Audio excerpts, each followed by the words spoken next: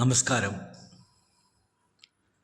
ഞാൻ നമസ്കാരം പറഞ്ഞ് തുടങ്ങുമ്പോൾ വലിയ ആളുകളൊന്നും കമൻ്റ് ഇടാനില്ല. എങ്കിലും നിരന്തരം കാണുന്ന ഒന്ന് രണ്ട് വ്യക്തികൾ കമൻ്റ് ഇടുന്നുണ്ട്. അതിലൊരാൾ ചോദിച്ച ചോദ്യം, എന്താണ് സലാം പറയാത്തത് എന്നാണ്.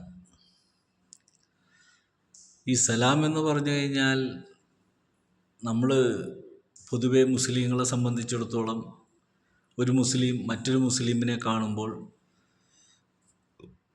അസ്സലാമു അലൈക്കും എന്ന് പറയുന്നത് നമ്മുടെ മതപരമായിട്ടുള്ള രീതിയിൽ എല്ലാ വിശ്വാസികളും വിശ്വാസത്തോടുകൂടി പരസ്പരം കൈമാറുന്ന ഒരു അനുഗ്രഹമാണ് അസ്സലാമു അലൈക്കും, അള്ളാഹുവിൻ്റെ അനുഗ്രഹം നിങ്ങൾക്കുണ്ടാകട്ടെ. തിരിച്ചും അതുപോലെ തന്നെ മറുപടി പറയുന്നു. ക്രിസ്ത്യാനികളും അങ്ങനെ പറയുന്നു, ഈശോ മിശിഹായ്ക്ക് സ്തുതിയായിരിക്കട്ടെ. പൊതുവെ ഹിന്ദുക്കൾ നമസ്കാരം എന്നുള്ള വാക്കൊക്കെ ഉപയോഗിക്കുന്നു. അപ്പോൾ പൊതുവെ ഞാൻ നമസ്കാരമാണ് പറയുന്നത്. കാരണം ഞാൻ സംസാരിക്കുന്ന വിഷയം മൊത്തത്തിൽ എല്ലാവർക്കും വേണ്ടിയിട്ടാണ്. ദൈവസ്നേഹം ഏത് മതത്തിൽ നിന്നായാലും ദൈവത്തിനോടുള്ള സ്നേഹം ആണ് ഏറ്റവും പ്രധാനപ്പെട്ടത്. അതിൽ ജാതിയും മതമൊന്നുമില്ല. ദൈവസ്നേഹം ഒരു ഏകമായ വിശ്വാസത്തിലേക്ക് മനസ്സിനെ കൊണ്ടുവരിക എന്നുള്ളതാണ് ഏകവിശ്വാസം. ഈ ഏകവിശ്വാസത്തിന് രണ്ടർത്ഥങ്ങളുണ്ട്. ഒന്ന്, അദൃശ്യമായ ഒരു സത്യത്തിനെ അംഗീകരിക്കലും. രണ്ട്, ഒരു വ്യക്തി അവൻ്റെ ഉള്ളിലിരിക്കുന്ന അവൻ്റെ ജീവനെ അംഗീകരിക്കലുമാണ്. അപ്പോൾ ഒരു വ്യക്തി അവൻ്റെ ഉള്ളിലെ ജീവനെ അംഗീകരിക്കുന്ന ഒരു അവസ്ഥ, ആ അവസ്ഥയിലേക്ക് എത്തപ്പെടുമ്പോഴാണ് മൻ അറഫ നഫ്സു ഫഖദ് അറഫ റബ്ബഹു, നീ നിന്നെ തിരിച്ചറിഞ്ഞാൽ എന്നെ അറിയാൻ പറ്റും എന്ന് പറഞ്ഞതുപോലെ ഓരോ വ്യക്തികളും അവനെ തിരിച്ചറിയുന്നൊരവസ്ഥയിലേക്ക് എത്തുമ്പോഴാണ് ഈ ദൈവം എന്ന് പറയുന്ന സങ്കല്പത്തിലേക്ക് അവൻ ജോയിൻ്റ് ആകുന്നത്. നിസ്കാരത്തിൽ നമ്മൾ അല്ലാഹു അക്ബർ എന്നും പറഞ്ഞ് കൈ കെട്ടുന്നത് നമ്മുടെ നെഞ്ചിൻ്റെ നടുഭാഗത്താണ്. പൊതുവെ നമ്മുടെ ശരീരത്തിന് ചൂട് വരുമ്പോൾ, പൊതുവെ എല്ലാവരും നമ്മുടെ ശരീരം മൊത്തത്തിലൊരു ചൂട് അനുഭവപ്പെടുമ്പോൾ, വല്ലാത്ത ഉഷ്ണം അനുഭവപ്പെടുമ്പോൾ പലരും ചെയ്യുന്ന കാണാം, ഇങ്ങനെ ഷർട്ട് ഇങ്ങനെ മാറ്റിയിട്ട് നെഞ്ചിൻ്റെ ഭാഗത്തേക്ക് ഊതുന്നത് കാണാം. അതുപോലെ തന്നെ ഞാൻ എന്ന് പറയുമ്പോൾ കൈവെക്കുന്നതും ഈ നെഞ്ചിൻ്റെ ഭാഗത്താണ്. അപ്പോൾ യഥാർത്ഥത്തിൽ ഞാൻ എന്ന് പറയുന്ന വാക്കിൻ്റെ അർത്ഥം, ആരാണ് ഈ ഞാൻ? ഈ അന്വേഷണമാണ് പൊതുവെ ഓരോ വ്യക്തികൾക്കും വേണ്ടത്. പക്ഷേ 100% ആൾക്കാരും അന്വേഷിക്കുന്നത് ഭൗതികമായിട്ടുള്ള അവൻ്റെ വഴികളാണ്, ജീവിക്കാനുള്ള വഴികൾ തേടിയുള്ള യാത്രയാണ്. എങ്കിൽ സൂഫികളെ സംബന്ധിച്ചിടത്തോളം ജീവിത വഴിയിൽ നിന്നുകൊണ്ട് താൻ ആരാണ് എന്നുള്ളൊരു അന്വേഷണത്തിലേക്ക് പോയി ആ അന്വേഷണം ചെന്നെത്തുന്ന ഒരു വല്ലാത്ത ഒരു അവസ്ഥ, ആ അവസ്ഥയിൽ അവൻ ഞാൻ എന്ന് പറയുന്ന ആ സത്തിനോട് ചേർന്ന് ലയിക്കുമ്പോഴാണ് അവനിൽ നിന്ന് ജ്ഞാനമുണ്ടാകുന്നത്. അപ്പം ഞാനും നീയും എന്ന് പറയുന്ന വാക്കുകൾ മലയാളത്തിൽ പൊതുവേ ഉണ്ട്. ഞാൻ എന്ന് പറഞ്ഞാൽ ഞാനും, നീ എന്ന് പറഞ്ഞാൽ നീയും. ഇവിടെയാണ് ഞാനും നീയും തമ്മിലുള്ള ഒരു ബന്ധം. ഈ ഞാനും നീയും എന്ന് പറയുന്ന ബന്ധം നമ്മൾ പൊതുവെ ഭൗതികമായിട്ട് നോക്കുമ്പോൾ ഭാര്യ ഭർത്താവ് ഞാനും നീയും, മക്കളെ കൂട്ടിയിട്ട് ഞാനും നീയും, രണ്ട് സുഹൃത്തുക്കളായാലും ഞാനും നീയും, അങ്ങനെ പൊതുവെ ഒരു കമ്പനിയിൽ വന്നു കഴിഞ്ഞാൽ അതിൻ്റെ മുതലാളിയും തൊഴിലാളിയും ഞാനും നീയും, ഇങ്ങനെയൊക്കെ വേർതിരിക്കപ്പെടുന്നുണ്ട്. പക്ഷെ യഥാർത്ഥമായ ഞാനും നീയും എന്ന് പറയുന്ന ഒരു അവസ്ഥ, ഞാനെന്ന് പറയുന്നത് റബ്ബും നീ എന്ന് പറയുന്ന ആ ഞാനും, അതായത് എൻ്റെ ശരീരവും എൻ്റെ ആത്മാവും തമ്മിലുള്ള ഒരു ബന്ധം, ഒരു കൊളുത്തൽ. ആ കൊളുത്തലാണ് ശരിക്കും പറഞ്ഞു കഴിഞ്ഞാൽ നമ്മുടെ ആത്മീയ പ്രവർത്തനത്തിൽ അന്വേഷിച്ച് കണ്ടെത്താൻ ശ്രമിക്കുന്ന ഓരോ വ്യക്തികളും അതിലേക്ക് എത്തപ്പെടുമ്പോൾ അവൻ പരിപൂർണനാവുകയാണ്. ആ പൂർണ്ണതയിലേക്ക് എത്താൻ ഒരുപാട് ത്യാഗം സഹിക്കേണ്ടി വരും. ഒരുപാട് ത്യാഗം സഹിച്ചുകൊണ്ടാണ് പൂർണ്ണതയിലേക്ക് എത്തുന്നത്. വെറുതെ ആരും ഒരു പൂർണ്ണതയിലേക്ക് എത്തപ്പെട്ടിട്ടില്ല. ഓരോ ആളുകളും പലതരത്തിലുള്ള പ്രയാസങ്ങളും പ്രയാസങ്ങളെ പരീക്ഷണങ്ങളെന്നാണ് സൂഫിസത്തിൽ പൊതുവെ പറയാറ്.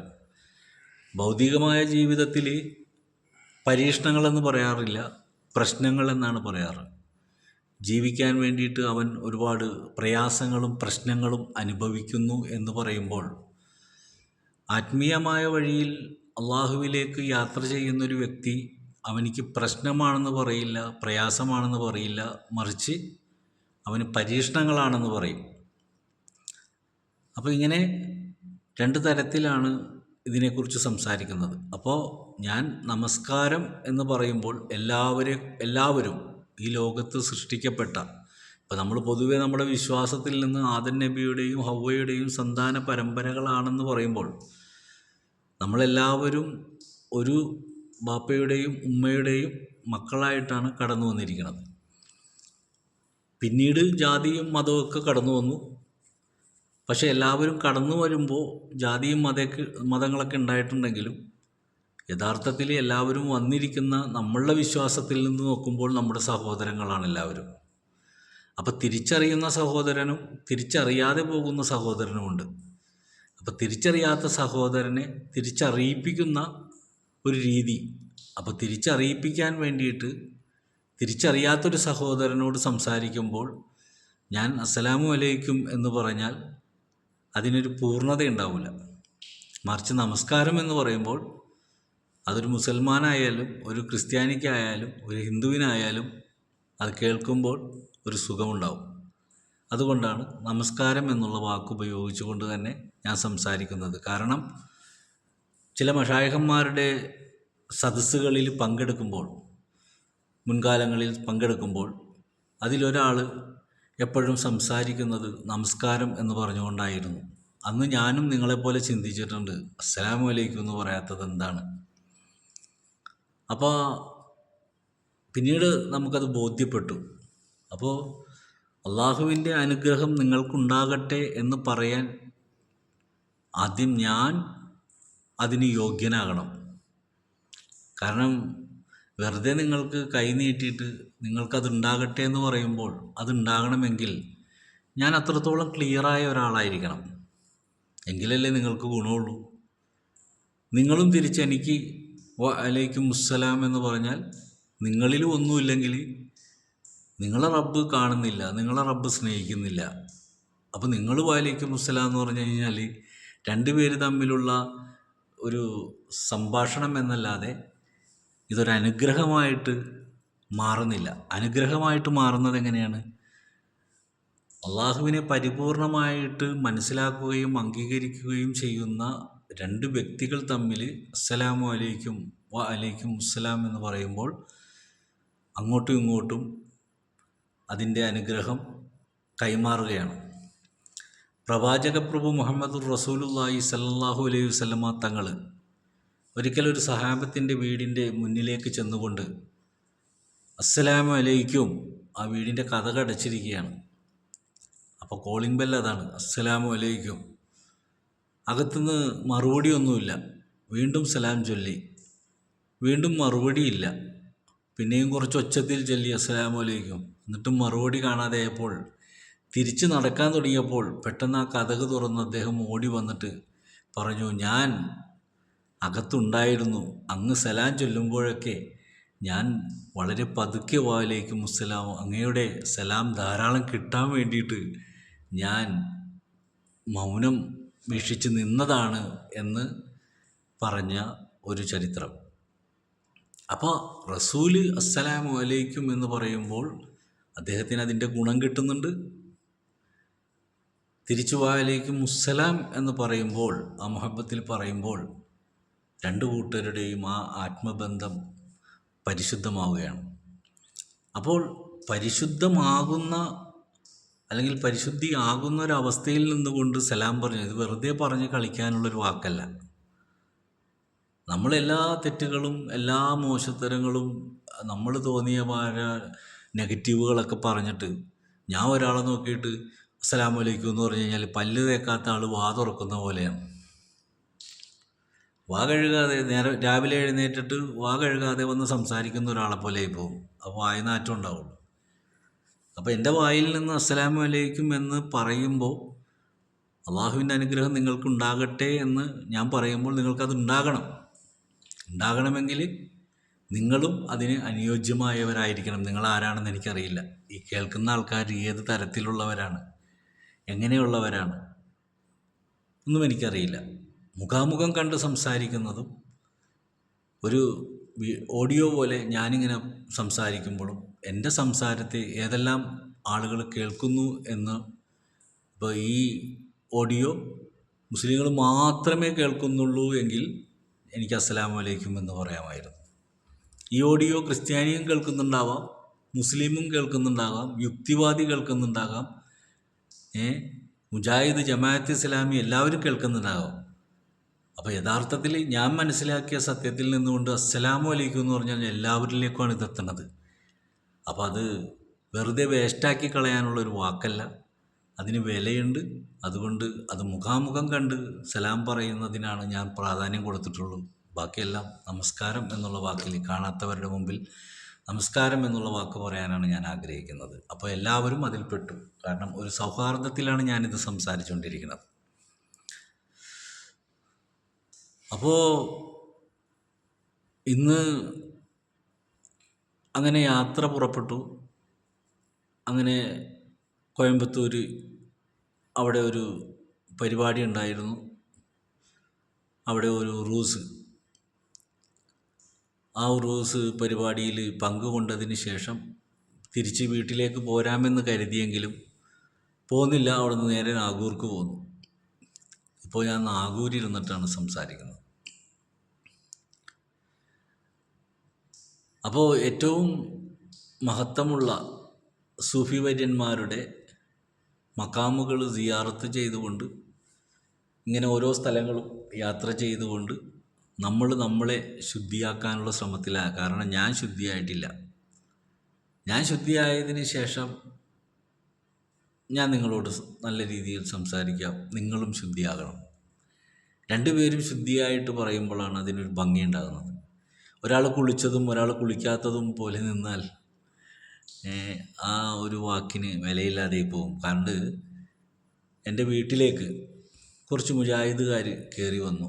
ഞാൻ അവരെ കുറ്റം പറയുന്നതല്ല കേട്ടോ, ആരെയും കുറ്റം പറയാൻ ഞാൻ ആഗ്രഹിക്കുന്നില്ല. പക്ഷേ തെറ്റുകുറ്റങ്ങൾ പരസ്പരം അങ്ങോട്ടും ഇങ്ങോട്ടും നല്ല ഭാഷയിൽ സംസാരിക്കുക, ചിന്തിക്കാൻ വേണ്ടി സംസാരിക്കുക.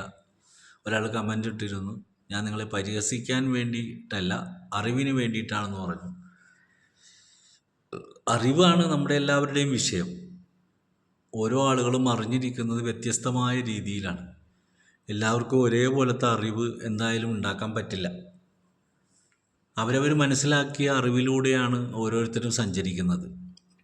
ചിലർക്ക് അവരുടെ അറിവ് വിലപ്പെട്ടതാണ്, ചിലർക്ക് അവരുടെ അറിവ് സംശയങ്ങളാണ്, ചിലർക്ക് അവരവരുടെ അറിവുകൾ അവരവരുടെ നേട്ടങ്ങൾക്ക് വേണ്ടിയിട്ടുള്ളതാണ്. യഥാർത്ഥത്തിൽ നേട്ടവും കോട്ടവും ഒക്കെ കളഞ്ഞിട്ട് അറിവ് നമ്മുടെ ജീവിതത്തിൻ്റെ ഞാൻ എന്തിനു ജനിച്ചു, ഞാൻ എന്തിനു മരിക്കുന്നു എന്ന ഒരു അന്വേഷണത്തിന് വേണ്ടിയുള്ള ഒരു യാത്ര ചെയ്യുന്ന അത്തരം ആളുകളോടാണ് എൻ്റെ സംസാരം. ജീവിക്കുന്നവരെ സംബന്ധിച്ചിടത്തോളം ഒരു കുടുംബത്തിലെ ഒരു ഗൃഹനാഥൻ, അദ്ദേഹത്തിൻ്റെ ഭാര്യ, അദ്ദേഹത്തിൻ്റെ മക്കൾ, അദ്ദേഹം രാവിലെ എഴുന്നേറ്റ് പോകുന്നു, ജോലി ചെയ്യുന്നു, വരുന്നു, അങ്ങനെ അവരുടെ ഒരു കുടുംബജീവിതം കടന്നു പോകുമ്പോൾ ഇതിനിടയിൽ അവർ പോയി നിസ്കരിക്കുന്ന ഒരാളാണെങ്കിൽ ബാങ്ക് കേട്ടുകൊണ്ട് നിസ്കരിക്കും. അമ്പലത്തിൽ പോകുന്ന ആളാണെങ്കിൽ രാവിലെ അമ്പലത്തിൽ പോകും. അങ്ങനെ ഏതെങ്കിലുമൊക്കെ ഒരു മുഹൂർത്തങ്ങളിലൊക്കെ ഇങ്ങനെ പ്രാർത്ഥനയുമായി നടക്കുന്ന എല്ലാവരും ഉണ്ട്. എന്നാൽ ഇതൊന്നും ഇല്ല എന്ന് പറഞ്ഞ് നടക്കുന്നവരുണ്ട്. ഇതിനെക്കുറിച്ചിട്ട് പലതരത്തിൽ ആക്ഷേപങ്ങൾ ഉന്നയിക്കുന്നവരുണ്ട്. തൻ്റെ മതമാണ് ഏറ്റവും ശരിയെന്ന് പറഞ്ഞുകൊണ്ട് വാദിക്കുന്നവരുണ്ട്. അങ്ങനെയൊക്കെയുള്ള ഒരുപാട് തരത്തിലുള്ള ആളുകളുടെ ലോകത്താണ് ഞാനിപ്പോൾ ഇരുന്നിട്ട് ഈ കഥ പറയണത്. അപ്പോൾ ഈ കഥ ഞാൻ ഇതിലൂടെ സംസാരിക്കുമ്പോൾ ആര് കേൾക്കുന്നു, ഏത് തരത്തിലുള്ള ആൾക്കാർ കേൾക്കുന്നു എന്ന് നമുക്ക് അറിയില്ല. അപ്പോൾ എല്ലാവരും കേൾക്കുന്നു എന്ന് മനസ്സിലാക്കിക്കൊണ്ടാണ് ഞാൻ ഇത്തരം വാക്ക് ഉപയോഗിക്കുന്നത്. അതുകൊണ്ട് അസ്സലാമു അലൈക്കും എന്ന് പറഞ്ഞ് ഞാൻ പറയില്ല. കാരണം അത് മുഖാമുഖം പറയാൻ ആഗ്രഹിക്കുന്ന ഒരാളാണ്. അല്ലാതെ കാണുന്നവരോടൊക്കെ സലാം പറയാൻ ഞാനില്ല. കാരണം വിശ്വാസി, ഒരു യുക്തിവാദി ഇത് കേൾക്കുന്നുണ്ടെങ്കിൽ ഞാൻ അസ്സലാമു അലൈക്കും എന്ന് പറഞ്ഞിട്ട് എന്താ കാര്യമുള്ളത്? അപ്പോൾ അസ്സലാമു അലൈക്കും എന്ന് പറയുന്ന വാക്കിനൊരു വലിയ, കാരണം നമ്മുടെ വീട്ടിൽ പല സാധനങ്ങളും വിലപിടിപ്പുള്ളതുണ്ട്. അതെല്ലാം നമ്മുടെ വീടിൻ്റെ കോമ്പൗണ്ടുകളിൽ കിടപ്പുണ്ടാകും. പക്ഷേ സ്വർണം നമ്മൾ അലമാരി കൊണ്ടുപോയി സൂക്ഷിച്ച് ഭദ്രമായി പൂട്ടി വെക്കും. ഇപ്പം എന്നതുപോലെ ഒരു വിലപ്പെട്ട ഒരു വാക്കാണത്. അത് വെറുതെ എടുത്ത് കളിക്കാനുള്ളതല്ല. അപ്പം അത് നമുക്ക് അർഹതപ്പെട്ടവർക്ക് കൊടുക്കുക എന്നുള്ളതാണ്. അപ്പോൾ അത്തരം അർഹതപ്പെട്ടവരെ മുഖാമുഖം കണ്ടാലാണ് നമുക്ക് മനസ്സിലാവുള്ളൂ. അപ്പോൾ ഞാൻ അവരുടെ കൈ പിടിച്ചുകൊണ്ട് അസ്സലാമു അലൈക്കും എന്ന് പറയുമ്പോൾ അവർ തിരിച്ചു വലൈക്കും മുസ്സലാം എന്ന് പറയുമ്പോൾ രണ്ട് കൂട്ടർക്കും അതൊരു സന്തോഷമുള്ള കാര്യമാണ്. അപ്പോൾ അത് ആണ് ഞാൻ ഇതിൽ നിന്ന്, എൻ്റെ ഒരു അറിവിൽ നിന്ന് ഞാൻ പറയുന്നത്. പലർക്കും പലതരത്തിലായിരിക്കും കാഴ്ചപ്പാടുകൾ, പക്ഷേ എൻ്റെ കാഴ്ചപ്പാടാണ് ഞാൻ പറഞ്ഞുകൊണ്ടിരിക്കുന്നത്. അത് ഉൾക്കൊള്ളുന്നവർ ഉൾക്കൊള്ളുക, അല്ലാത്തവർ തള്ളിക്കളയുക. പിന്നെ ഈ ചില ആളുകൾ നമ്പർ ചോദിക്കുന്നുണ്ട്, ഫോൺ നമ്പർ ചോദിക്കുന്നുണ്ട്, നമ്പർ തരുമോ? സത്യത്തിൽ പരിചയപ്പെടാൻ വേണ്ടിയിട്ടോ അല്ലെങ്കിൽ ഒരു വാദപ്രതിവാദം നടത്താൻ വേണ്ടിയിട്ടോ അല്ലെങ്കിൽ ഞാൻ വലിയ അറിവുള്ളവനാണെന്ന് പറഞ്ഞുകൊണ്ടോ ഒന്നുമല്ല ഞാൻ ഈ വിഷയം ചെയ്യുന്നത്. ഞാൻ കടന്നു വന്ന വഴികളിലൂടെ സൂഫികളിൽ നിന്ന് മനസ്സിലാക്കിയ അറിവുകളാണ് പറയുന്നത്. സൂഫിയെ കണ്ടവർ ഉണ്ടെങ്കിൽ അവർക്ക് മനസ്സിലാകും, കാണാത്തവരുണ്ടെങ്കിൽ അവർക്ക് മനസ്സിലാക്കാൻ വലിയ പാടായിരിക്കും. അപ്പം ഞാൻ കണ്ട ആളാണ്. അതൊരാളെയല്ല, 5 പേരെ ഞാൻ കണ്ടിട്ടുണ്ട്. 5 പേരുടെയും ജീവിതങ്ങൾ 5 തരത്തിലുമായിരുന്നു. അപ്പോൾ അവരുടെയൊക്കെ സംസാരങ്ങളും അവരുടെ ജീവിത രീതിയും ഒക്കെ വ്യത്യസ്തമായിരുന്നു. അതിൽ ഒരാളാണ് ഇടയത്തോട് സിറാജുദ്ദീൻ തങ്ങൾ എന്ന് പറയുന്ന തങ്ങൾ. അദ്ദേഹത്തിൻ്റെ വീട്ടിലേക്ക് നമ്മൾ ചെന്ന് കഴിഞ്ഞാൽ നമുക്ക് വലിയൊരു ത്യാഗം തന്നെയാണ് അവിടുത്തെ ഒരു സമയം കളയൽ. കാരണം കുറേ ഇരിക്കണം, ചിലപ്പോൾ ഉറക്കം വന്നാൽ നമുക്ക് ഉറങ്ങാൻ പറ്റില്ല. കാരണം അവരുടെ സംസാരം എപ്പോൾ തീരുന്നുവോ അപ്പോഴാണ് നമുക്കൊരു സ്വാതന്ത്ര്യം കിട്ടുന്നത്. അല്ലെങ്കിൽ അവരുടെ മുമ്പിൽ നമ്മൾ പോയി ഉറക്കം തൂങ്ങിയാൽ നമ്മൾ ഉറങ്ങാൻ വേണ്ടിയിട്ടാണെങ്കിൽ വീട്ടിൽ കിടന്നുറങ്ങിയാൽ പോരെ. നമ്മൾ അവരുടെ മുമ്പിൽ ചെന്നിരുന്ന് ഉറക്കം തൂങ്ങണം. വെള്ളിയാഴ്ച ജുമയ്ക്ക് ചെന്ന് കഴിഞ്ഞാൽ കാണാം പള്ളിയുടെ അകത്ത് ഈ കുത്തുബ നടക്കുന്ന സമയത്ത് ഉറക്കം തൂങ്ങുന്ന ആൾക്കാരെ കാണാം. ഉറക്കം വന്നിട്ടുണ്ടെങ്കിൽ വീട്ടിൽ കിടന്ന് ഉറങ്ങി ആ ഉറക്കമൊക്കെ ക്ഷീണമൊക്കെ മാറ്റിയിട്ട് വന്ന് അള്ളാൻ്റെ മുമ്പിൽ നിൽക്കുമ്പോഴല്ലേ ഒരു സുഖമുള്ളൂ. ഈ ഉറക്കം തൂങ്ങാൻ വേണ്ടി പള്ളിയിലേക്ക് വരണം. അപ്പോൾ നമ്മളെ സംബന്ധിച്ചിടത്തോളം ഒരു കാര്യം ചെയ്യുമ്പോൾ അതിൻ്റെ ബോധത്തോടു കൂടി നിന്ന് ചെയ്യുമ്പോൾ, ഇപ്പോൾ നമ്മുടെ വീടുകളിലാണെങ്കിൽ ചില സ്ത്രീകൾ ഈ പാചകം ചെയ്യണ സമയത്ത് വേറെ എന്തെങ്കിലും ആലോചിച്ച് പോകുമ്പോൾ ആ ഉണ്ടാക്കുന്ന സാധനം കരിഞ്ഞും മണം വരുന്നത് കാണാം. അത് ശ്രദ്ധ തെറ്റണ കൊണ്ടിട്ടാണ്. അപ്പം ചെയ്യുന്ന വിഷയത്തിൽ ശ്രദ്ധ കൊടുത്ത് ചെയ്യുമ്പോഴാണ് അതൊരു ഭംഗിയായിട്ട് നമ്മുടെ മുമ്പിലേക്ക് വരുള്ളൂ. അപ്പോൾ അശ്രദ്ധയോടുകൂടി ചെയ്യുന്ന കാര്യങ്ങൾ, അപ്പം നിസ്കാരം എന്ന് പറഞ്ഞാൽ ശ്രദ്ധയോടുകൂടി ചെയ്യേണ്ട ഒരു കാര്യമാണ്. അതൊരു അശ്രദ്ധയോടുകൂടി ചെയ്യേണ്ട കാര്യമല്ല. അശ്രദ്ധ മനസ്സിൽ കിടപ്പുണ്ടെങ്കിൽ അള്ളാൻ്റെ മുമ്പിൽ പോയി കുമ്പിടാതിരിക്കലാണ് നല്ലത്. കാരണം നമ്മളവിടെ പോയിട്ട് വജ്ജഹത്തു വജീഹില്ലദി ഫത്തറ സമാവാതി എന്ന് പറഞ്ഞ വലിയ സത്യപ്രതിജ്ഞയാണ് ചെയ്യണത്. കാരണം ഞാനൊരു കോട്ടും ഇല്ലാത്തവനായിട്ട് വന്ന് നിൻ്റെ മുമ്പിൽ നിൽക്കുകയാണ്. ഞാൻ ഭയങ്കര പരിശുദ്ധാത്മാവാണ്, എൻ്റെ ജീവിതവും മരണവും ഒക്കെ നിനക്ക് തന്നാക്കണേ എന്നൊക്കെ വലിയ വലിയ വാക്കാണ് പറഞ്ഞത്. സത്യത്തിൽ അസ്സലാമു അലൈക്കും വറഹ്മത്തുള്ളാഹി എന്ന് പറഞ്ഞ് എഴുന്നേറ്റ് ഓടുകയും ചെയ്യും. അപ്പോൾ അങ്ങനത്തെ തിരക്ക് പിടിച്ച ഒരാളാണ് ഇവിടെ വന്നിരുന്നു കൊണ്ട് ഈ വജ്ജായത്ത് ഓതണത്. അപ്പോൾ ഞാനതൊക്കെ ആലോചിക്കുമ്പോൾ എന്താണ് അതിൻ്റെ അർത്ഥമെന്ന് പോലും അറിയാൻ പാടില്ലാത്ത ആളുകൾ റബ്ബിൻ്റെ മുമ്പിൽ കളവ് പറഞ്ഞ് നിസ്കരിക്കുകയാണ്. ഇവർക്ക് ജീവിതം സമർപ്പിച്ചിരിക്കുന്നത് എവിടെയാണ്? ദുനിയാവിലാണ്. എന്നിട്ട് പറഞ്ഞാൽ അള്ളാഹ്ക്ക് സമർപ്പിച്ചെന്നാണ് ഇവൻ പറയണത്. അപ്പോൾ സത്യത്തിൽ നിങ്ങളെയൊക്കെ മനസാക്ഷിയിലേക്ക് ചോദിക്കുക, ഞാൻ ഈ ചൊല്ലുന്ന വജ്ജഹത്ത് സത്യസന്ധമായിട്ട് ചൊല്ലുകയാണോ? അങ്ങനെ ചൊല്ലുകയാണെങ്കിൽ ഒരു തർക്കമില്ല, നിങ്ങൾ സൂക്ഷ്മതയുള്ളവരായിരിക്കും. മറിച്ച് നിങ്ങൾ പഠിച്ച കാര്യം നിങ്ങൾ ആ പള്ളിയിൽ പോയി നിന്നുകൊണ്ട് ദോഹർ 4 റക്അത്താണ്, അതിന് ഇന്ന സാധനമൊക്കെ ചൊല്ലണോ അല്ലേ? അപ്പോൾ അതൊക്കെ ചൊല്ലുന്നു. ഈ ഇമാമിൻ്റെ പുറകിൽ നിന്നുകൊണ്ട് നിസ്കരിക്കുമ്പോൾ നിങ്ങൾ ഇമാം ഫാത്തിഹ ഓതി തീർന്നതിന് ശേഷം നിങ്ങൾ ഫാത്തിഹ ഓതി കുൽഹുവല്ലാഹു ഓതി വരുമ്പോഴത്തേക്ക് ഇമാമ് ചിലപ്പോൾ അള്ളാഹു അക്ബർ എന്നും പറഞ്ഞ് താഴത്തോട്ട് പോയിട്ടുണ്ടാവും. നിങ്ങൾ ചിലപ്പോൾ പാതി വഴിയിൽ അത് മുറിക്കും. ഓതി തീർന്നിട്ടും ഉണ്ടാവില്ല. അപ്പോൾ ഇമാമിൻ്റെ പുറകെ ഓടുന്നവരായി പോകും നിങ്ങൾ. അപ്പോൾ യഥാർത്ഥത്തിൽ ഒരു പൂർണ്ണമായ ഇബാദത്ത് നിർവഹിക്കപ്പെടാനായിട്ട് പല പള്ളികളും നോക്കിക്കഴിഞ്ഞാൽ ഇപ്പോൾ തിരക്ക് പിടിച്ച ഇബാദത്തുകളാണ് നടക്കുന്നത്. കാരണം ആളുകളെ ബുദ്ധിമുട്ടിക്കാതെ നിസ്കരിക്കുക. അങ്ങനെ എല്ലാവർക്കും ജോലിയുണ്ട്. അപ്പോൾ അതുകൊണ്ടിട്ട് ജോലി നോക്കി നിസ്കരിക്കുക, ജോലി നോക്കി പെരുന്നാൾ വെക്കുക, ജോലി നോക്കിക്കൊണ്ട് എല്ലാ കാര്യങ്ങളും നടത്തുക എന്ന് പറയുന്നൊരു സിസ്റ്റം വന്നു. അപ്പോൾ പഴയ കാലത്ത് അങ്ങനെയല്ല. പഴയ കാലത്ത് ഇപ്പം ഞങ്ങളുടെയൊക്കെ ചെറുപ്പത്തിലൊക്കെ പള്ളിയിൽ പോയി നിൽക്കുമ്പോൾ ഈ ഉസ്താദ് സൂറത്തൊക്കെ എടുത്ത് ഓതാൻ നേരത്ത് നീളമുള്ള സൂറത്തുകളൊക്കെ എനിക്ക് ഓതണത്. അപ്പോൾ നിന്ന് കാല് കഴുകും. അപ്പോഴൊക്കെ ചെറിയ വലിയ സൂറത്തായിരുന്നെങ്കിൽ വലിയ ഉപകാരമായിരുന്നു. അപ്പോൾ ഇന്നൊക്കെ വളരെ ചെറിയ സൂറത്തുകളൊക്കെ ഓതി എളുപ്പത്തിൽ നിസ്കരിച്ച് തീർക്കാൻ ശ്രമിക്കുന്നവർ. ഇപ്പം പെരുന്നാളിനാണെങ്കിൽ നമുക്ക് ഞാനൊക്കെ കണ്ട കാര്യങ്ങളാണ് കേട്ടോ പറയുന്നത്. എല്ലാവരെയും അല്ല, ചില ആളുകൾ അങ്ങനെയുണ്ട്. ഇപ്പോൾ ഒരു പെരുന്നാൾ വന്നു കഴിഞ്ഞാൽ നമ്മളുടെ ചിന്ത എന്തായിരിക്കും? ആ പള്ളിയിൽ പോകണം, നിസ്കരിക്കണം. നിസ്കാരം കഴിഞ്ഞാൽ അടുത്ത ചിന്ത എന്താണ്? വീട്ടിൽ വന്ന് നല്ലോണം ഭക്ഷണം കഴിക്കണം, പുതിയ ഡ്രസ്സ് ഇടണം. നമുക്ക് ആഗ്രഹങ്ങളാണ്. പക്ഷെ പള്ളിയിലേക്കാണ് ഇമാമിനുണ്ട് ഇതേ ആഗ്രഹം. ഇതൊക്കെ ചൊല്ലി തീർത്തിട്ട് വേഗം ഓടി തൻ്റെ വീട്ടിൽ പോകണം. അപ്പോൾ എല്ലാവരും ഒരു കടത്ത് കഴിക്കൽ പോലെയാണ് കർമ്മങ്ങൾ ചെയ്യണത്. അതുകൊണ്ട് തന്നെയാണ് ഇന്ന് ഇസ്ലാമിന് ഒരു വിലയില്ലാത്തൊരവസ്ഥയിലേക്ക് ആയിക്കൊണ്ടിരിക്കുന്നത്. കാരണം എന്താ? ആ പരിപൂർണമായ രീതിയിൽ ഇബാദത്ത് ചെയ്യാനായിട്ട് ആളുകൾ കുറഞ്ഞു വരുന്നതിനനുസരിച്ച് വർഗീയത വർദ്ധിച്ചുകൊണ്ടിരിക്കുന്നു. അതാണ് ഇവിടെ സംഭവിക്കുന്നത്. അപ്പോൾ അള്ളാഹുവിൻ്റെ കാവൽ കുറയുകയാണ്. നമ്മുടെ പ്രൊട്ടക്ഷൻ നമ്മൾ തന്നെ തകർത്തുകൊണ്ടിരിക്കുകയാണ്. അപ്പോൾ നമ്മൾക്ക് നല്ല രീതിയിലുള്ള നിങ്ങളൊന്ന് ആലോചിച്ച് നോക്കണം. നമ്മളെല്ലാവരും വളരെ ഗൗരവമായിട്ട് ചിന്തിക്കണം. വെറും 313 പേര് അവർ എങ്ങനെ ജയിച്ചു? കഅബ പൊളിക്കാൻ വേണ്ടി ഒരു ആനപ്പടയുമായിട്ട് വന്നപ്പോൾ നിസ്സാരമായ ആളുകൾ ആ കഅബ പൊളിക്കാതിരിക്കാൻ വേണ്ടിയിട്ട് അവരെ യുദ്ധം ചെയ്ത് തോൽപ്പിക്കാനുള്ള കരുത്തോ ശക്തിയോ ഒന്നുമില്ലാത്ത ആൾക്കാർ. അപ്പോൾ അവർ വളരെയധികം ഭയഭക്തിയോടുകൂടി ഇത് പൊളിക്കാതിരിക്കാൻ ദൈവത്തിലേക്ക് അവരുടെ മനസ്സ് സമർപ്പിച്ചപ്പോൾ അബാബിൽ പക്ഷികൾ വന്ന് ചുട്ടുപഴുത്ത കല്ലുകൾ എറിഞ്ഞുകൊണ്ട് ആ ശത്രുക്കളെ അവിടെ നിന്ന് ഓടിച്ച ഒരു ചരിത്രം പറയുന്നുണ്ട്. അപ്പോൾ അന്ന് വളരെ ചുരുങ്ങിയ ആൾക്കാരാണ് കഅബയെ രക്ഷിക്കാൻ ശ്രമിച്ചതെങ്കിൽ ഇന്ന് കോടിക്കണക്കിന് ആൾക്കാരുണ്ട് കഅബക്ക്.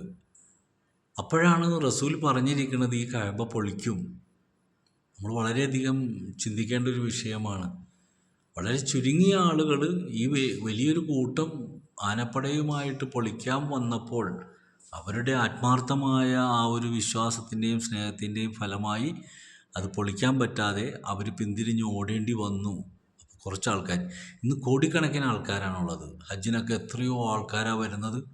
പക്ഷെ അവിടെയൊക്കെ ഓരോരോ അപകടങ്ങൾ ഉണ്ടാകുന്നു, അഗ്നിബാധ ഉണ്ടാകുന്നു, പലതരത്തിലുള്ള പ്രശ്നങ്ങളൊക്കെ അവിടെ സംഭവിക്കുന്നു. എന്താ കാര്യം? ഞാൻ പറയുന്നത് നജസ് കയറിക്കഴിഞ്ഞാൽ, ഒരഴുക്ക് കടന്നു കഴിഞ്ഞാൽ അവിടെ അതിൻ്റെ അത്രയും ഭാഗം മലിനമാകും. ശുദ്ധമായ മനസ്സോടുകൂടി വേണം. അതായത് ഹജ്ജ് എന്ന് പറഞ്ഞു കഴിഞ്ഞാൽ ഒരാൾ മരിച്ചതിന് തുല്യമായിട്ട് യാത്ര ചെയ്യലാണ് ഹജ്ജ്. മൂത്തു കബല അൻത മൂത്തു, മരിക്കുന്നതിന് മുമ്പ് മരിക്കുക എന്ന് പറയുന്ന ഒരു കർമ്മമാണ് ഹജ്ജ്. ആ ഹജ്ജ് ചെയ്യാൻ പോകുന്ന ആൾ അയാളുടെ സ്വത്തുവകകളെല്ലാം തൻ്റെ മക്കൾക്കും അതുമായി ബന്ധപ്പെട്ടവർക്കും കൃത്യമായ രീതിയിൽ ഭാഗം ചെയ്ത് കറക്റ്റാക്കി എല്ലാം ക്ലീനാക്കി അയാളുടെ മേത്തൊരു ബാധ്യതയില്ലാതെ അയാൾ ഇവിടുന്ന് യാത്ര പുറപ്പെടുകയാണ്. എന്താണ്? പോകുന്ന വഴി ചിലപ്പോൾ മരിക്കാം. അപ്പോൾ അത്രയും ക്ലീനായിട്ട് പോയി ഹജ്ജ് ചെയ്തിട്ട് തിരിച്ചു വന്നിട്ട് ഞാൻ വലിയ ഹാജിയാരായി എന്ന് പറയാൻ വേണ്ടി വന്ന ആൾക്കാരെയാണ് നമ്മൾ കണ്ടിട്ടുള്ളൂ. മറിച്ച് ഹജ്ജ് ചെയ്ത ആ സൂക്ഷ്മതയോടുകൂടി ജീവിക്കാൻ ശ്രമിക്കുന്ന ആൾക്കാരെ കാണുന്നില്ല. 3 ഹജ്ജ് ചെയ്തു, 4 ഹജ്ജ് ചെയ്തു എന്നൊക്കെ പറയണ നമ്മൾ കേട്ടിട്ടുണ്ട്. വലിയ വലിയ ഹാജിയാരായി. എൻ്റെ നാട്ടിൽ ഒരു ഇക്കയുണ്ട്. അദ്ദേഹം ഹംസ എന്നാണ് അദ്ദേഹത്തിൻ്റെ പേര്. അപ്പോൾ അദ്ദേഹം ഈ പറഞ്ഞ പോലെ ഒരു സാധാരണ വ്യക്തിയായിരുന്നു. ഒരു സാധാരണ ഫ്രൂട്ട്സ് കടയിലൊക്കെ നിന്ന് ജോലി ചെയ്തു വന്ന ഒരാളായിരുന്നു. ആ മനുഷ്യൻ ഇടക്കാലത്ത് അദ്ദേഹത്തിന് ആദ്യമൊന്നും ഈ പറഞ്ഞ പോലെ നിസ്കാരമോ കാര്യമൊന്നും ഉണ്ടായിരുന്നില്ല. പിന്നെ അങ്ങോട്ട് നിസ്കാരവും കാര്യങ്ങളൊക്കെ ആയി. അങ്ങനെ അദ്ദേഹം ഫ്രൂട്ട്സിൻ്റെ കച്ചവടമൊക്കെ തുടങ്ങി. കച്ചവടം നല്ല രീതിയിലേക്കൊക്കെ വന്നു. അപ്പോൾ അദ്ദേഹത്തിന് ഹജ്ജ് ചെയ്യണമെന്നുള്ളൊരാഗ്രഹം വന്നു. അങ്ങനെ അദ്ദേഹം ഹജ്ജ് ചെയ്യാൻ വേണ്ടി അദ്ദേഹം ആ ശരിയായ രൂപത്തിലാണ് ഹജ്ജ് ചെയ്യാൻ പോയത്.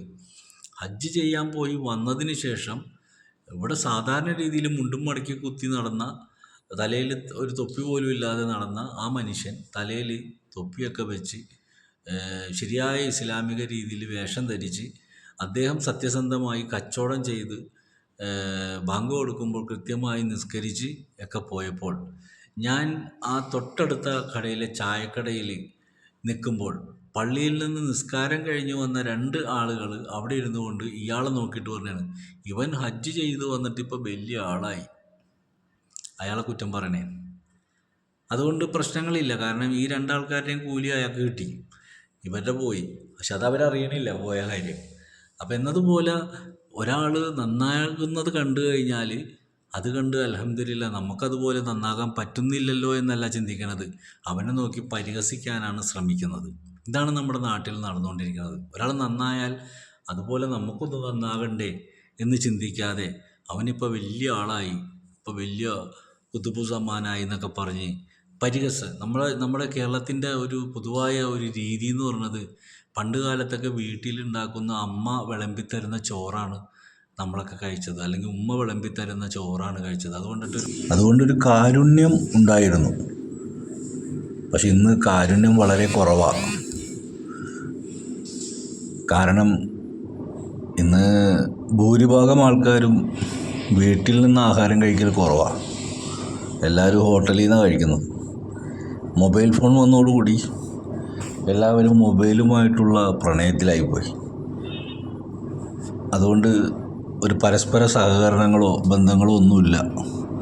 യൂട്യൂബ് തുറന്ന് നോക്കി ഭക്ഷണം കഴിക്കുമ്പോഴും അല്ലാത്തപ്പോഴും ഒക്കെ ഇതിലോട്ട് നോക്കിക്കൊണ്ട് ഓരോ ആൾക്കാർ പറയുന്ന പരിഹാസങ്ങളും അങ്ങനെയുള്ള നെഗറ്റീവ് മൈൻഡുകളാണ് ഭൂരിഭാഗം ആളുകളിലേക്കും വന്ന് കയറുന്നത്. എല്ലാവരും അത് തിരിച്ചറിഞ്ഞ് മനസ്സിനെയൊക്കെ പഴയ ഒരു അവസ്ഥയിലേക്ക് കൊണ്ടുവരാൻ ഞാനും നിങ്ങളും ഒക്കെ ശ്രമിക്കുക. അങ്ങനെ ഒരു സാഹോദര്യവും സ്നേഹവും ഒക്കെ നമ്മുടെ നാട്ടിൽ നിലനിൽക്കട്ടെ എന്ന് പ്രാർത്ഥിച്ചുകൊണ്ട് തൽക്കാലം നിർത്തുന്നു.